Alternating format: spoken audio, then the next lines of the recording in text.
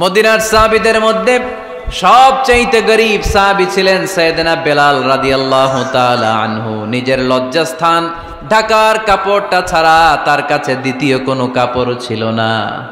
সকালে যদি খাবার পেত, দুপুরে খাবার ছিল না, দুপুরে পেলে রাতের জন্য ছিল না, আজকে খাবার থাকলে কালকে নাই।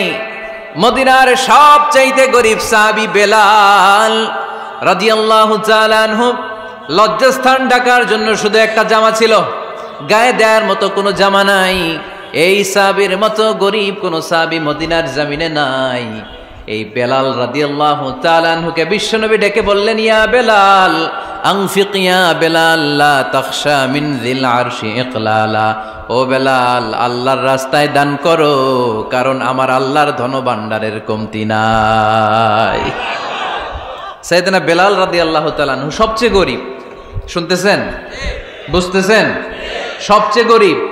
ডাউন পার্টটা ঢাকার মতো একটা গার্মেন্ট ছিল, একটা কাপড়, এটা পেঁচায় আসতো, নামাজ পড়তো। গায়ে রাখার মতো কোনো জামা নাই, আর খাবার দাবার টাকা পয়সা বলতে নাই।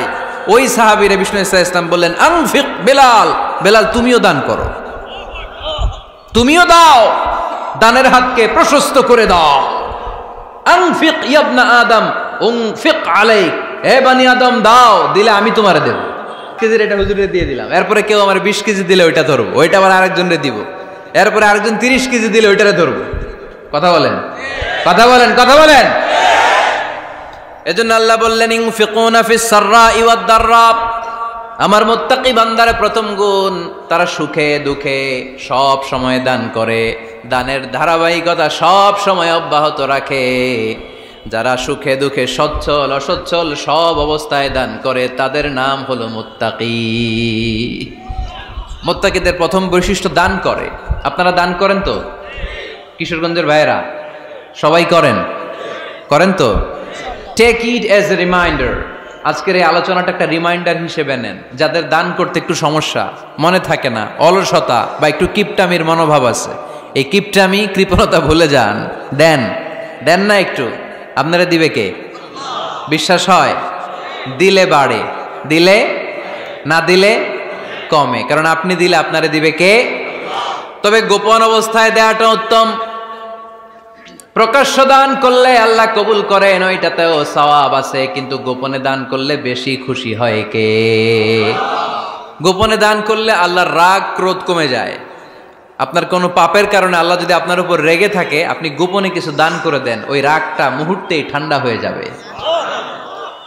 7 শ্রেণীর ব্যক্তিকে আল্লাহ তাআলা আরশের নিচে ছায়া দিবে কিয়ামতের দিন, যেদিন আকাশের সূর্যটা মাথার কাছে চলে আসবে, জমিনটা তামার জমিন হয়ে যাবে, তৃষ্ণায় মানুষের জিহ্বা বের হয়ে কুকুরের মতো নাভির সামনে ঝুলতে থাকবে।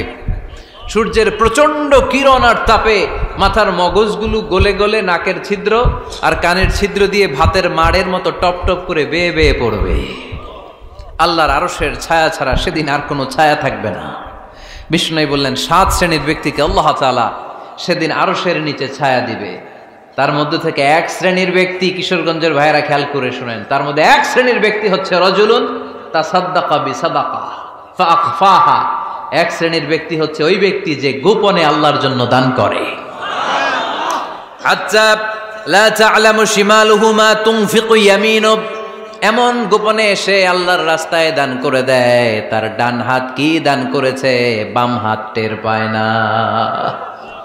ডান হাত কি দিল, বাম হাত দেখে নাই।